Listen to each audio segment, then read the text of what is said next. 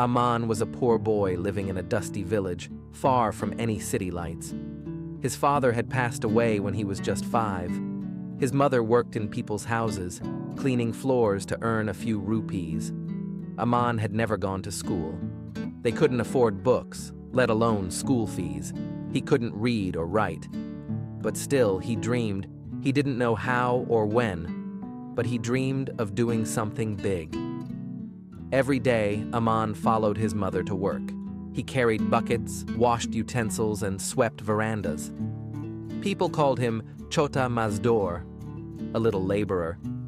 He was just 8 years old when he started working.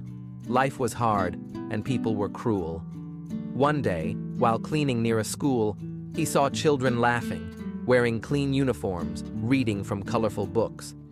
He stood by the school gate, watching with wide eyes. Amaan didn't know what those books said, but he knew he wanted to understand them. That night, he asked his mother, "Ami, what is school like?" His mother wiped her tears and said, "It's a place where dreams begin, beta. But it's not for people like us." But Amaan was stubborn. He picked up an old torn book from a trash pile and tried to copy the letters by drawing them in the dirt with a stick. Day after day, he watched others read signs and slowly started recognizing letters. Years passed. At age 13, Amaan still couldn't go to school, but he had taught himself the alphabet. He saved every rupee he could. At night, he lit a candle and practiced reading old newspapers. One day, a kind school teacher saw him reading outside the classroom window and asked, "Why don't you study inside?" Amaan looked down and said, "Because I am poor, sir. I don't belong there."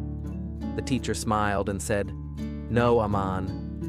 Knowledge belongs to those who seek it." The teacher convinced the principal to let Amaan attend school for free. It wasn't easy. Amaan was years behind everyone. Students laughed at him because he was older, slower, and from the streets. But he didn't stop. He woke up at 4 a.m. to work and studied late into the night.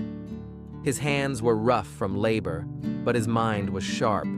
He became the best student in his class. He passed every exam with top marks. People began to notice. He won a scholarship to study further in the city. In the city, Amaan worked as a cleaner at night and studied during the day. There were days he didn't eat, nights he slept on a bench, but he never gave up. His dream was bigger than his hunger. Finally, years later, Amaan became not just a graduate, but a civil engineer. He got a job at a government firm that built roads and bridges. The same boy who couldn't read a word was now designing roads for the whole nation. The first time he wore a suit and entered his office, he held his mother's hand and said, "Ami, you said school wasn't for people like us. But today, your son is building schools for others." His mother cried, and the whole village celebrated. The boy they once mocked had become a legend. Morale: even if you start with nothing, with the power of determination, hard work, and belief, you can create everything. Education is not just in books. It starts with a dream.